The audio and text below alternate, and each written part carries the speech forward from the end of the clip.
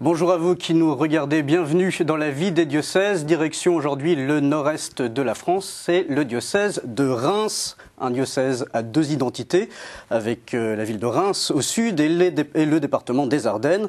Une région viticole, agricole et industrielle, le diocèse de Reims souffre depuis des années de la crise de la métallurgie.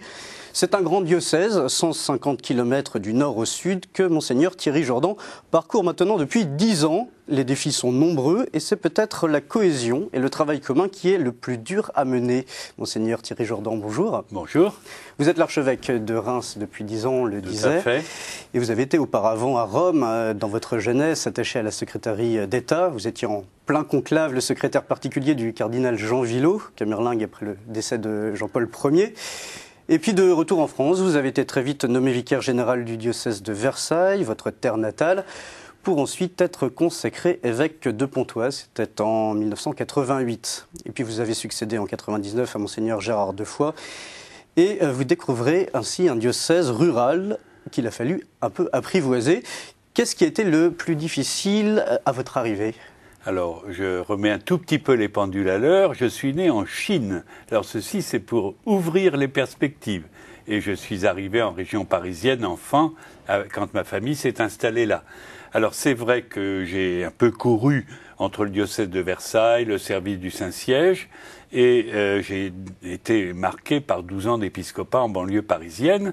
Et j'arrive à Reims. C'est la première fois de ma vie que je viens en province, mais je ne dis pas ça du tout de façon péjorative, c'est une réalité nouvelle. Ce qui me marque, c'est la taille du diocèse, donc 200 km nord-sud, 100 est-ouest, et des situations extrêmement variées sur le plan industriel, agricole, une population à découvrir, et voilà, c'est une toute autre réalité, je suis plongé dedans. Alors vous dites rigoureux, méthodique, presque pointilleux. Est-ce que ce sont des qualités qui ont été bien reçues à votre arrivée ? Chacun est ce qu'il est.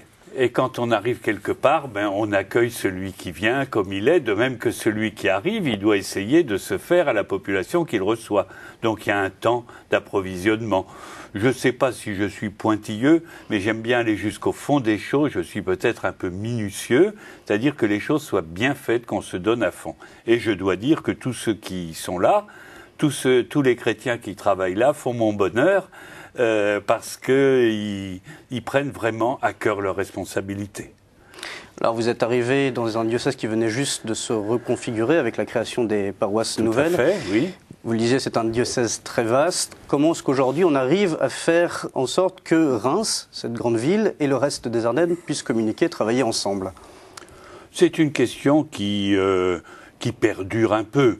Je veux dire qui n'est pas liée à une volonté, mais qui est liée à des distances. Donc c'est normal qu'il y ait plusieurs pôles. Vous avez évoqué le pôle de Reims, il y a également le pôle de l'agglomération de Charleville-Mézières et Sedan au nord, avec tout ce qu'il y a autour, avec toute la vitalité qu'il y a là. Et bon, c'est peut-être un inconvénient, mais c'est peut-être finalement pas plus mal, parce que ça aide à respecter les diversités, et puis on essaye quand même d'harmoniser ce qu'on fait. Alors en quoi, par exemple, ça serait un inconvénient, cette double identité diocésaine ?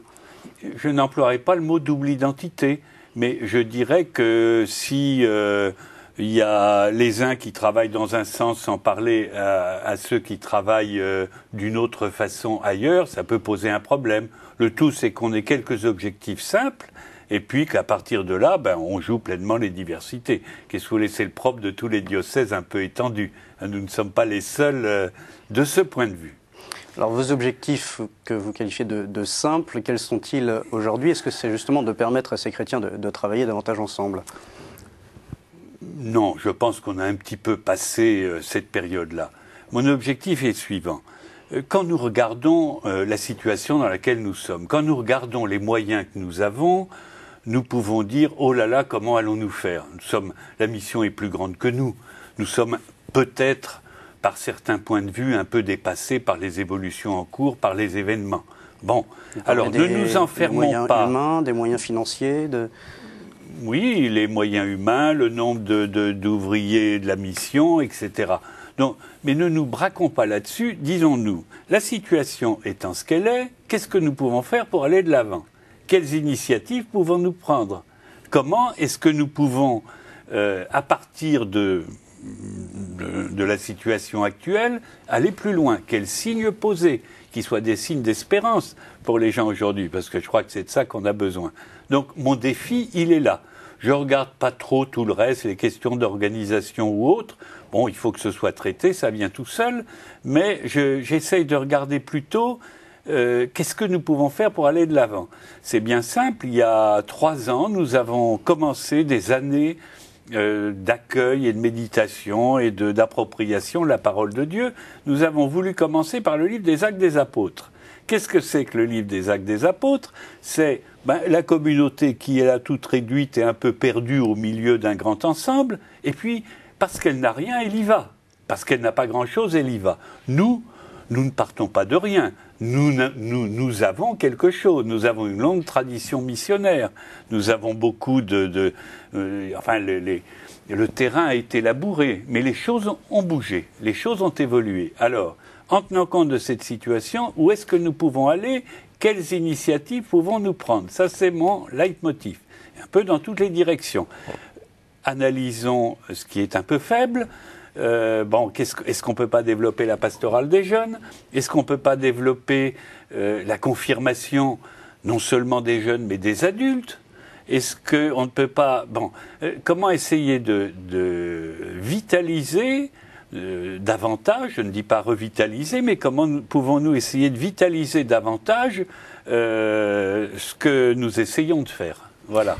Bon, ce sont quand même des objectifs exigeants. Aujourd'hui, vous demandez à vos prêtres de prendre beaucoup de responsabilités. Ils ont une tâche assez lourde du fait qu'ils soient peu nombreux. Certains disent qu'avec toutes ces charges, ils n'ont pas forcément le temps de la proximité. Est-ce que c'est quelque chose que vous constatez? C'est quelque chose que je vis moi-même aussi, parce que j'aimerais bien pouvoir la vivre à titre personnel, et j'essaye de le faire un peu. J'essaye de rencontrer des familles à titre privé, j'essaye d'écouter des jeunes, j'essaye d'avoir des rencontres un peu gratuites. Je crois que tous les prêtres le font. Le défi pour les prêtres, c'est vrai, ils ne sont pas très nombreux, ils ne sont pas toujours très jeunes, ils ont par contre du feu dans leur cœur, ça je le constate tous les jours, et ils ont le désir de servir. Alors comment est-ce que nous pouvons les aider ? Non pas à faire comme ils ont toujours fait, mais alors là on a l'impression qu'on a tous les ans des charges nouvelles et que ça devient de plus en plus pesant. Comment est-ce qu'on peut les aider à faire peut-être un peu autrement ? C'est-à-dire à mettre en place, à structurer leur communauté, à mettre en place des personnes et peut-être ne pas tout maîtriser soi-même personnellement, peut-être ne pas tout concentrer sur soi, déléguer largement et puis essayer de soutenir les gens qu'on a mis en place. Donc il s'agit d'une évolution dans la manière de faire plus que d'un changement dans la nature. Un prêtre est toujours un prêtre. Voilà ce que je voudrais expliquer. Vous parlez en fait des prêtres qui, entre guillemets, ont le plein pouvoir et qui n'ont pas forcément l'habitude de déléguer ou de faire confiance aux laïcs. Écoutez, il y a toujours des personnalités. On a tous notre personnalité. On a tous des choses qui sont valorisantes, qui sont entraînantes, et on a tous nos pesanteurs, et moi le premier. Non, ce que je veux dire, c'est que moi je tire mon chapeau aux prêtres, parce que depuis 30, 40, 50 ans, ils ont quand même connu pas mal d'évolutions. Pour ceux qui étaient déjà dans le ministère avant le Concile Vatican II, ils le faisaient d'une certaine façon. Et puis le Concile est arrivé, puis on a essayé de mettre des chrétiens en route, et puis on a essayé de valoriser tel aspect, et puis même le visage des paroisses a changé. Et le prêtre, faut encore qu'il change. Donc les prêtres, ils ont beaucoup bougé dans leur itinéraire, ils ont beaucoup bougé dans leur vie. Et c'est pour ça qu'il faut les soutenir. Parce que la difficulté, elle est peut-être plus là que sur le fait de toujours ajouter des choses. Alors ça, c'est vrai, ce serait intenable. Mais essayons de les aider à visiter, à encourager, à ne pas être partout à chaque rencontre, à ne pas être forcément le cœur ou le centre de chaque rencontre. Mais essayons de de trouver une manière apostolique, comme, si vous voulez, dans les premiers temps de l'Église, quand saint Paul visite les communautés, il va là, et puis après il tourne, puis il va dans une autre, et puis il revient, puis il écrit. Alors, je vous ai parlé des Actes des Apôtres. L'année dernière, nous avons eu tout un travail sur la première lettre de saint Paul aux Corinthiens, justement, dans le cadre de l'année Saint-Paul, pour s'imprégner de la manière dont Paul lui-même accomplissait le ministère. Alors justement, ce travail autour de la parole de Dieu, c'est venu aussi d'une longue démarche synodale dans votre diocèse. Vous avez donc mené pendant 3 ans cette démarche. Et quel était l'objectif principal ? L'objectif principal, c'était que la démarche précédente, qui datait d'une dizaine d'années, avait été sur la constitution de paroisses nouvelles, pour essayer de refaire des pôles missionnaires à partir de l'émiettement de tous les villages qui étaient regroupés en 2 ou 3 ou 4 petits clochers. On a essayé de faire des communautés qui trouvent en elles-mêmes leur dynamisme missionnaire. Et moi, je souhaitais, avec tous ceux avec qui on a préparé ça, avec tous ceux que j'ai consultés, que nous ne passions pas notre temps sur la réorganisation de nos structures, même si c'est dans un but pastoral, mais que nous puissions relancer la mission elle-même. Donc, regardez comment nous allons fêter bientôt le cinquantenaire du début du Concile Vatican II. Ça va être en 2012.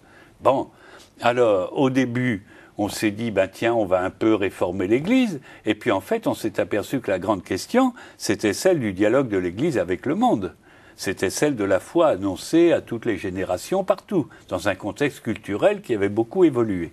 Donc c'est de cette façon que nous avons essayé de prendre la démarche synodale qui s'est terminée par des orientations dont vous avez parlé, qui ont été promulguées à l'Épiphanie 2008. Comment pouvons-nous, dans le monde tel qu'il est aujourd'hui, aller au-devant au nom de la foi ? Alors on a pris 4 axes. L'axe de la présence des chrétiens dans le monde, dans la société, l'axe de la parole de Dieu, parce que si on ne va pas à la source, je ne vois pas quel feu missionnaire nous animera, l'axe de l'évangélisation des jeunes générations, parce qu'on a mis le doigt sur quelque chose que nous ne savons pas bien faire, il faut que nous trouvions le dialogue avec ces jeunes générations qui appartiennent à une autre phase culturelle, et puis ensuite, comment travailler en partenariat dans l'Église les uns avec les autres. Voilà. Alors on va revenir plus précisément sur justement les orientations de ce synode. Un synode qui s'est achevé C'était pas un synode, c'était disons une démarche synodale, mais enfin c'est le même principe. C'est souvent comme ça qu'on l'appelle dans voilà. les diocèses. D'accord. Cette démarche qui s'est achevée aussi par un grand rassemblement en 2007. C'était le millénaire de la basilique Saint-Rémy à Reims. Son retour sur ce grand temps fort du diocèse avec notre journaliste Sybille Delettre. Classée au patrimoine mondial de l'UNESCO, la basilique Saint-Rémy a accueilli le 7 octobre 2007 des milliers de fidèles de Reims, des Ardennes et de nombreux diocèses venus célébrer le millénaire d'édification de ce haut lieu spirituel qui abrite encore les reliques de Saint-Rémy.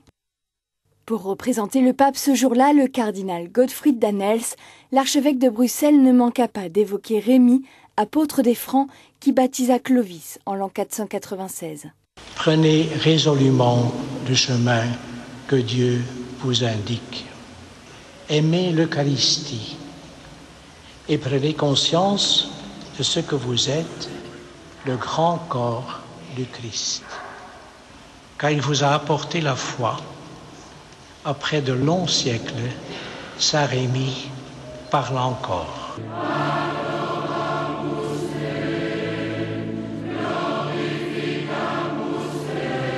La basilique Saint-Rémy abritait aussi la Sainte Ampoule qui contenait l'huile sacrée qui, mêlée au Saint-Crème, servait à l'onction des rois de France lors de leur sacre. Entre foi populaire et tradition, les reliques de Saint-Rémy sont portées à cette occasion par les prêtres, un geste ancestral qui ce jour-là se tournait vers l'avenir. Le diocèse de Reims vivait en effet la fin d'une démarche synodale qui invitait les chrétiens à se plonger davantage dans les évangiles et à s'ouvrir toujours plus au monde contemporain. Monseigneur Thierry Jordan, foi, tradition, histoire. Vous parliez tout à l'heure du 50e anniversaire de Vatican II, 50 ans, et aujourd'hui à peine on commence à digérer Vatican II. On a encore du travail. Parce que nous sommes avec des générations qui n'ont pas connu le Concile Vatican II.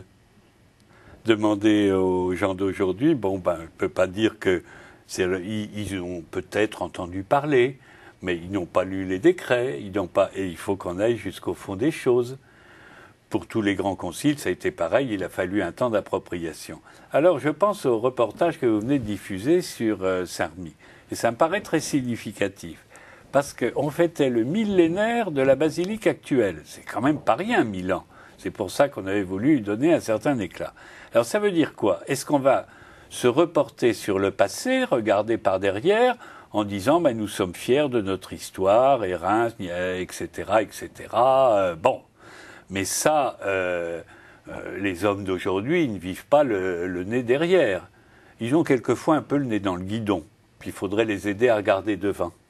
Donc si on s'appuie, c'est pas tant qu'on regarde sur le passé, mais on s'appuie sur nos racines pour essayer d'être des chrétiens vivants aujourd'hui et des chrétiens conscients et responsables qui préparent les bases de l'évangélisation pour demain.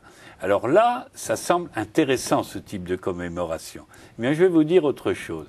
Nous avons la chance d'avoir dans la ville de Reims, la ville épiscopale, un autre édifice qui n'est pas moins important que la basilique Saint-Remy, qui est la cathédrale Notre-Dame. Et la cathédrale Notre-Dame, ses fondements, le premier édifice, c'est vers l'an 400, mais en 1211, on a commencé la construction de la cathédrale actuelle. Donc nous allons fêter en mai 2011 le 8e centenaire de la cathédrale. Nous allons essayer de le prendre de la même façon. C'est-à-dire nous sommes enracinés dans l'histoire, cette histoire qui à Reims a son fondement dans la foi, mais qui est aussi le témoin d'événements glorieux de l'histoire de France et puis de drames terribles. Enfin, Reims, qui a été quasiment rasé à la guerre de 14, y compris la cathédrale qui s'est effondrée, qui a été bombardée, y compris la basilique Saint-Remy qui s'est effondrée. Reims est aujourd'hui symbole de paix et de réconciliation entre les peuples. Donc nous allons nous appuyer sur cette riche, longue, belle et douloureuse histoire pour montrer que le chrétien d'aujourd'hui, il prend ses responsabilités et il regarde devant dans la confiance, non pas par irénisme, parce que la méthode Coué, tout est bien, etc., mais parce que le Christ est avec son peuple, et c'est lui qui l'emmène, c'est lui le pasteur. Donc on peut avoir confiance, même si on sait que les choses seront autrement qu'hier certainement, et qu'aujourd'hui sans doute aussi. En même temps, c'est pas forcément très bien compris aujourd'hui par la société contemporaine. L'Église a aujourd'hui tendance peut-être à camper sur un certain nombre de positions, autant sur le terrain que au niveau institutionnel. Comment est-ce que vous, justement, vous regardez ça? Comment est-ce que vous arrivez aujourd'hui à expliquer à vos diocésains, aux chrétiens, ou même à la société dans laquelle vous vivez, justement, cette volonté que vous exprimez de vouloir aller vers l'avant, tout en restant quand même dans une certaine tradition? On ne reste pas, à proprement parler, dans une certaine tradition, on s'appuie sur nos racines. Et on s'appuie sur le fait qu'on a été évangélisé par nos pères qui nous ont transmis. Qu'est-ce que nous allons faire maintenant pour transmettre la foi aux générations qui viennent? Non seulement pour transmettre, mais pour l'annoncer largement. Alors j'ai cru comprendre que vous évoquiez aussi certaines positions. Je ne sais pas si vous voulez parler de certains sujets de société. Moi, je me dis que dans la mesure... C'est un problème aussi pour faire l'unité. On prend par exemple le motu proprio. Oui, vous avez ça, il y a d'autres exemples. Des expériences, notamment avec Pelle liturgique dans votre diocèse. Comment est-ce qu'aujourd'hui vous arrivez à, oui, écoutez, à leur ça représente parler, quelques personnes qui... à faire dialogue avec eux quand ça même. représente... ma maison est toujours ouverte pour les personnes de bonne volonté. Mais ce que vous évoquez représente quelques personnes particulièrement, disons, actives. Bon. Mais voilà. qui communiquent quand même beaucoup, puisque sur Internet, c'est beaucoup ça qu'on voit aujourd'hui quand on s'intéresse au diocèse de Reims. Qu'y a-t-il sur Internet? Et je pense dans le diocèse de Reims, il y a aussi beaucoup de sujets qui méritent qu'on s'y intéresse. Voilà, non, je ne néglige pas. Il faut pouvoir expliquer les choses des deux côtés.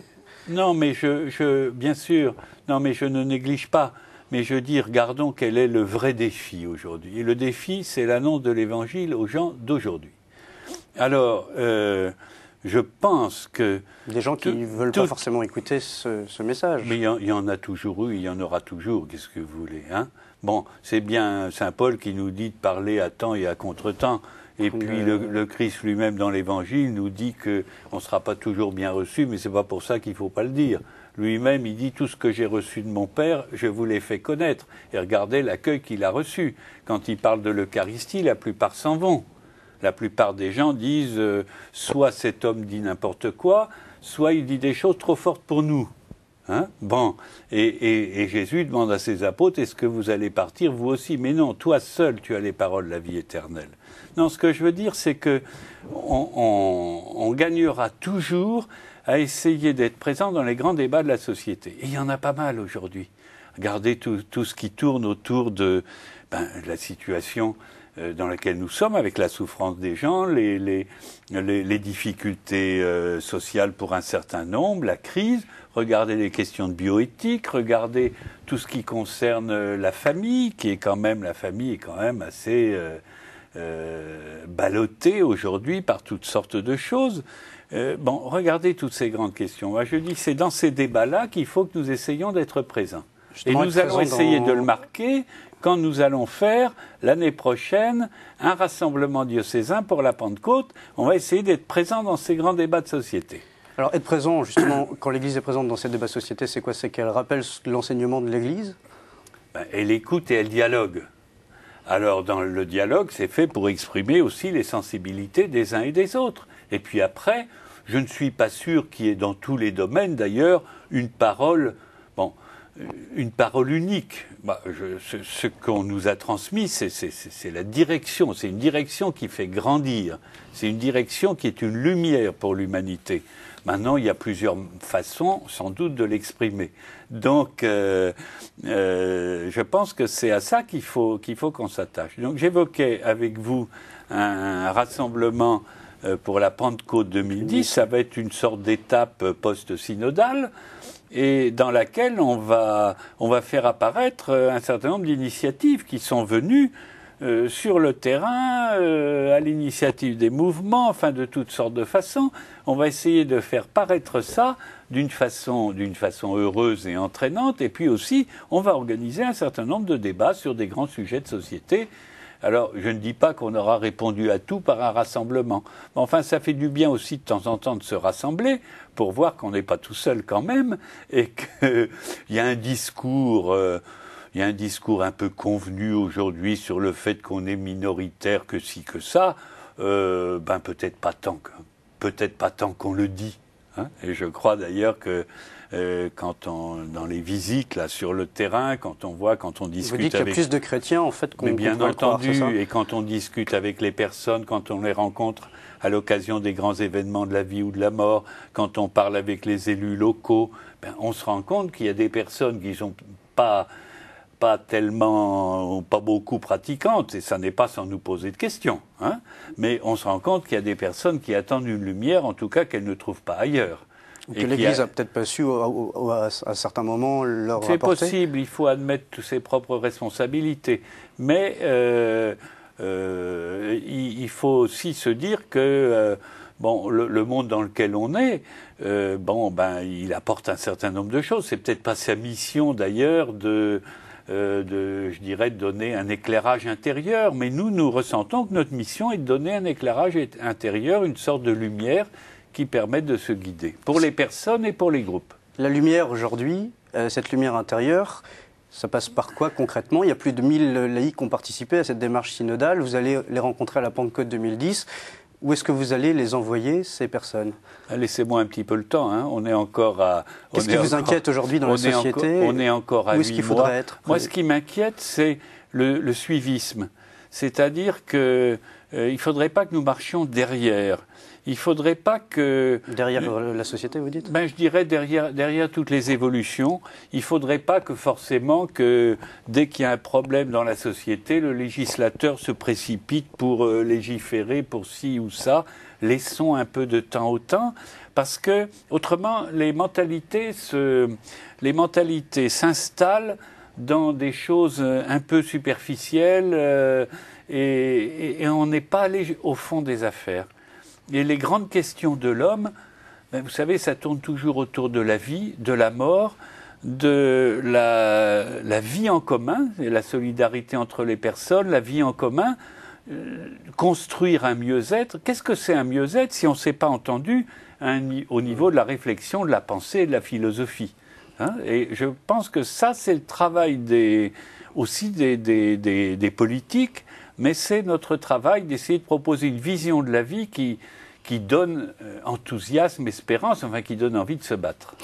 Monseigneur Thierry Jourdan, un grand merci. Nous arrivons au terme de cette émission. Vous pouvez bien sûr retrouver toutes les informations du diocèse de Reims sur son site internet. L'adresse affiche en bas de votre écran. Quant à nous, eh bien, on se retrouve la semaine prochaine pour une nouvelle destination. Et vous pouvez dès à présent trouver toutes nos émissions sur le site internet ktotv.com. À très bientôt.